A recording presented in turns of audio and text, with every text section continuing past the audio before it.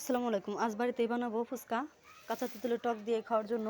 তো কতগুলো ফুচকা নিয়ে নিয়েছি। ফুচকাগুলো আমি এক এক করে ভেজে নেব। আর তেঁতুলের টকটা বানানোর জন্য কাঁচা তেঁতুলগুলো আমি ধুয়ে, শিলপাটাটা ধুয়ে ভালো করে মিহি করে বেটে নেব। সাথে নিয়ে নেব কাঁচামরিচ আর নিয়ে নেব সজের পাতা।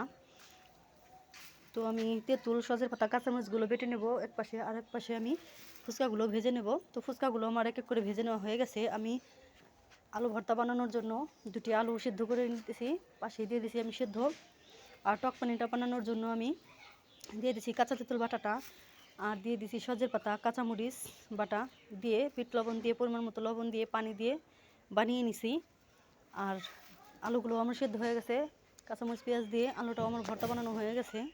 তো বাচ্চাদের সাথে আড্ডা দিয়ে নিলাম। আর ফুচকাগুলো আমি বানিয়ে নিছি, ফাটিয়ে ভর্তাগুলো দিয়ে, টক পানি দিয়ে। তো আমরা খাওয়া শুরু করে দিছি। তো আমাদের আড্ডাটা অনেক ভালো হয়েছে। তো খোদা হাফেজ, ভালো থাকবেন। আপনারাও বানিয়ে খেয়ে দেখতে পারেন কাঁচা তেঁতুলের টক পানি বানিয়ে, ফুচকা বাড়িতেই বানিয়ে। তো ভালো থাকবেন সবাই।